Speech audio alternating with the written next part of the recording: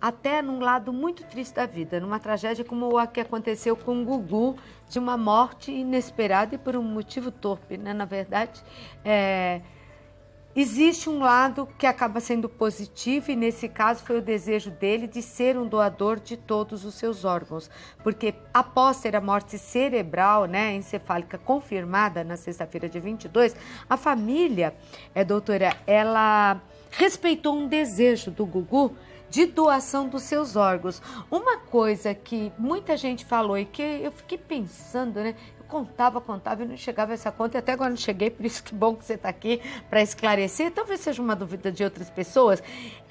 Nas reportagens disseram que o Gugu estaria beneficiando com os órgãos 50 pessoas. Mas, afinal de contas, quantos órgãos podem ser doados? Assim, quantos vão para o transplante? Eu estou conversando aqui com a doutora Fernanda Ribeiro Danzieri, que é cirurgiã de transplante. Boa tarde. Boa tarde. Então, é assim, quando um doador falecido vai para a doação, na verdade, são 10 órgãos. A gente tem 2 córneas, 2 pulmões, o coração, fígado, pâncreas, os 2 rins. Acabou-se falando no número de 50 pessoas beneficiadas, porque também existe doação de pele e de ossos. E isso pode ser repartido e beneficiando muitas outras pessoas. Os ossos, eles normalmente são macerados e usados em enxerto. E pele, também normalmente enxerto de pele são usados em pacientes grandes queimados. Então por quer dizer, conta-se 50 pessoas por isso, mas são 10 os principais. São 10 os principais. E quais são? Córnea? São córnea, 2 córneas, os 2 pulmões, coração, fígado, pâncreas, os 2 rins e intestino. Que pode ser o grosso, o fino? O intestino, ele vai em bloco, completo. todo o intestino. Em bloco? Todo o intestino. Que interessante. Olha, entre janeiro e setembro deste ano, mais de 19 mil pacientes foram transplantados, né, no Brasil. Essa cifra não chega à metade dos brasileiros que ainda esperam por um transplante. Você vê, é muita gente na fila. E é uma fila... às vezes, para a pessoa, parece interminável. Mais de 36 mil pessoas estão nessa lista de espera. Como funciona, doutora? Doutora é tão novinha, olhando para ela, parece uma menina, né? Linda. Como funciona essa fila de transplante? Ou depende do órgão? Depende do órgão. Então, a fila do fígado, por exemplo, o paciente é inscrito pela gravidade. A fila do rim, ela vai por compatibilidade. E a do coração e do pâncreas e do pulmão, ela é por tempo de inscrição. Então, quanto mais tempo em fila, mais pra frente ele vai. Depende do órgão. Antes é chamado? Isso. Antes é chamado. Quanto mais tempo na fila. Isso. E aí não importa a compatibilidade, Sim. no caso do coração? Em todos importa a compatibilidade. Também a compatibilidade varia de órgão para órgão. Por exemplo, o fígado é só compatibilidade ABO. Então, a mesma compatibilidade que a gente vê no sangue. Tem 2 fotos aí, Sim. né? Então, vamos mostrar. São 2 tabelas, na verdade. Isso. Então, essa é uma tabela da compatibilidade ABO, que é a mesma da compatibilidade sanguínea que a gente usa para os órgãos. Tá, isso serve para que órgãos? Isso serve para todos os órgãos. Todos os Num primeiro órgãos. momento, tem que ter uma compatibilidade ABO. Tá. Então, o doador O, a gente fala que ele é um doador universal. Então, ele pode doar para todos os outros tipos sanguíneos, tá? E os órgãos também? Os órgãos também. Tá. E o AB, ele é um receptor universal. Ele recebe de todos, mas ele só doa para o mesmo tipo sanguíneo que seria o AB. Deixa eu ver o meu lá. O A, ele pode receber órgãos do A e do O. Isso. É isso? Isso. E como doador... Você pode doar para o A e para o AB. Para o A e para o AB. Isso. O que está melhor aí é esse AB aí.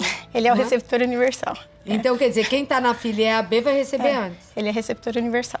Certo? Pode Isso. receber. Que... Agora, que órgãos, quando a pessoa, não em morte, mas em vida, pode doar, que ele acaba se refazendo ou pode viver com um só? Em vida, a gente pode doar pulmão, um dos pulmões. E dá pra viver com pulmão só? Dá. Com os 2 a gente nem consegue respirar direito, doutora. Com essa poluição, dá mesmo certeza? Dá. A gente pode doar parte do fígado, que ele se regenera. O fígado é maravilhoso, né? Porque você dá uma partezinha dele, ele vai lá, cresce de novo. Regenera. E um dos rins. Tá. Porque com um rim só também? Também a pessoa vive normalmente. Tá. Isso é o que pode doar em vida, Isso. né? Como fazer para que seja respeitado o desejo de doação? O Gugu, me parece, ele deixou até uma carta, né? Ele tinha uma carta escrita, né? De tanta vontade de realmente doar os seus órgãos. Mas, normalmente, como é que a pessoa deve proceder? E, mesmo querendo, se a família falar não, é não? Mesmo que a pessoa queira, escreva a carta, deixe por escrito. Se a família falar não, é não. Então, assim, são até parentes de segundo grau que decidem. Então, os pais, os avós, ou filhos e netos, que são parentes de primeiro e segundo grau, ou o cônjuge, desde que tenha a relação comprovada. Mas mesmo que a pessoa diga em vida que quer doar, quem decide é a família. Na hora é Por quem isso que decide. é muito importante conversar com os familiares e expressar esse desejo da doação. Doutora, até pela distância, os órgãos que o Dudu doou, ele acabou doando para americanos. Isso. Porque ele Foi no estava em local. Orlando, Isso. na Flórida, estava nos Estados Unidos. É porque não há tempo para chegar, né? Isso, não tem viabilidade. Tá, mas no Brasil, uma pessoa que morre em São Luís do Maranhão, Deus me livre, só tô falando assim, um exemplo. E o receptor tá lá no Rio Grande do Sul, porque é um país continental com grandes distâncias. Tem alguma coisa que impeça de receber, que o tempo de demora é tão grande, porque o Brasil é tão grande que não dê? Realmente a gente é um país continental. Então o tempo de isquemia, que é o tempo entre a gente tirar o órgão do doador e colocar no receptor, ele varia de acordo com cada órgão. Normalmente o órgão é distribuído por regiões, até para a gente diminuir esse tempo de isquemia. Tá. Mas é possível, sim, um órgão, por exemplo, ser captado no norte do Brasil e ser transplantado aqui em São Paulo. Isso acontece. Acontece e dá tempo. Dá tempo. Apesar da distância. Muitas vezes a gente tem o apoio da FAB, que ajuda bastante no transporte. Tá, que já faz um voo mais rápido, já faz um voo transporte, direto, isso. né? Porque, olha, gente, impressionante, né? Tem voos, às vezes é tão engraçado quando você tá no aeroporto e você vê, né? Um voo que, sei lá, sai de São Paulo às 9 da manhã e vai chegar só de noite lá na Paraíba, porque voo, né? Não pode ver um aeroporto que para. Aí, desce em tudo quanto é aeroporto, demora pra caramba. Você tem que prestar atenção, viu, agora nas férias, nos voos que você vai fazer, que seja direto pra ser mais rápido. Bom, órgão e tempo de isquemia. Era o que eu tava perguntando, então vamos ver aí. Coração? Tem que ser 4 bem horas. rápido, 4 horas. Esse é o tempo entre retirar do doador e colocar no receptor. Nossa, dá então, tempo. desde de você desligar os vasos até eles estarem novamente conectados. E uma pessoa jovem pode receber um coração mais velho? Pode. O ideal é que você também consiga aproximar as idades do doador e do receptor, mas não tem problema. Uma pessoa de 20 anos pode receber um coração de uma pessoa mais velha. Um paciente de fígado de 20 anos pode receber um fígado de um doador até de 70 anos. Isso Olha, acontece. E de coração até mais ou menos? Coração em torno de 45 anos, tá? Tá certo. O meu não serve pra mais nada. Não, pra mim. É verdade, tem que ser clara, né? Já tem que saber o que pode ser doado. Pulmão, 4 a 6 horas. Isso. Então, o pulmão deve ser tão complicado, né? esse transplante? O pulmão é um transplante que é feito no Brasil, mas assim, ele ainda não é tão difundido quanto os outros. Aqui no Brasil, o que a gente mais faz é rim, córneas e fígado. O pulmão é uma logística um pouco mais difícil. Você trabalha na equipe do Dr. Tércio Genzini? Eu queria mandar um beijo pro Dr. Tércio, que hoje não pôde vir, mas, nossa, um grande amigo de muitos anos. E o Brasil é referência nesse tipo, né, de transplante. Sim. Você faz parte da equipe Isso. dele, parabéns a toda a equipe. Rim, 48 horas, às vezes demora mais.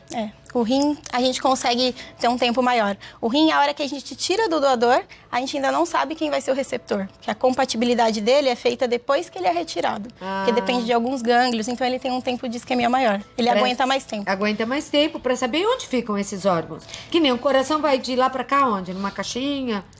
A gente armazena numa solução de preservação, que a gente chama. Daí a gente coloca num saco plástico e gelo em volta. O gelo não vai em contato com o órgão. Tá. A gente retira o sangue do órgão e coloca a solução de preservação. Uma dúvida comum é o coração não sai batendo, ele sai parado. Muitas pessoas acham que o coração sai batendo, não, ele sai parado. E a hora que você coloca... Ele ainda entra parado? Entra parado. E daí você dá um choquinho e ele volta a bater. E essa solução é retirada e recolocado o sangue? Isso. Nossa, que interessante, muito interessante. Fígado, 12 horas. O ideal é de 8 a 10, mas até 12 dá para colocar. E pâncreas, né? Eu acho que o Brasil realiza muitos também transplantes de pâncreas. O ano passado a equipe foi a primeira mundial em número de transplantes de pâncreas. Nossa, mundial. Mundial em número de transplantes de pâncreas.